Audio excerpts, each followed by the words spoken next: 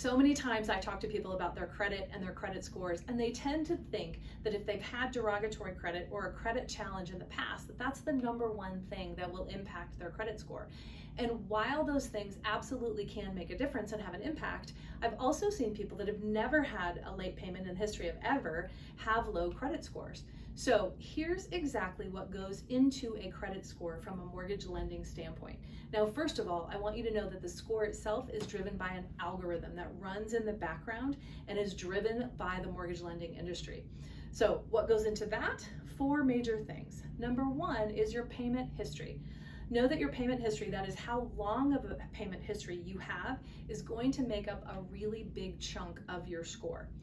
If you've had late payments, obviously that is going to be negative on your credit score, but your payment history in general is a very important part.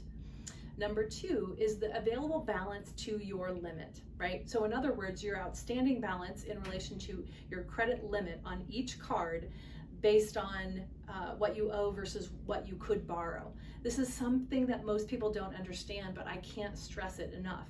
So let's look at an example. Let's say you have a credit card and you owe nothing on it, right? It has a $5,000 limit, and we go on vacation and we charge it up with the full intention of paying it off right as soon as we get home.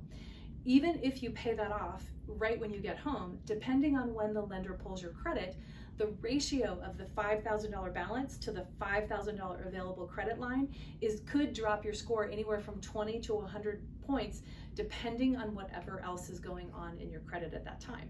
So the bottom line is keeping balances at 20% of the available limit. So $200 on a $1,000 credit limit card is hugely critical. And note, it's on a card by card basis, not on an aggregate limit. So if you had $50,000 worth of credit cards, you're still going to want to look at each one of them individually and try to the best of your ability to keep that available balance at 20% of the available credit line, okay?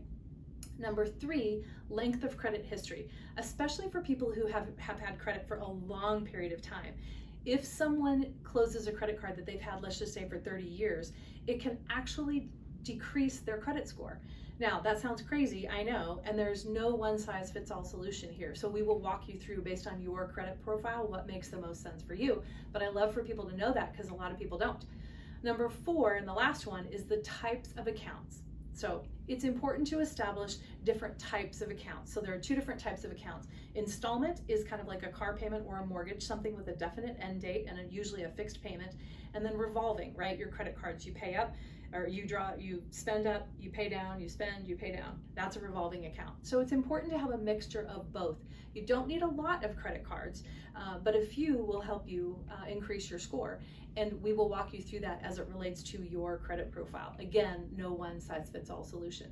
So call me with any questions that you have, and we look forward to helping.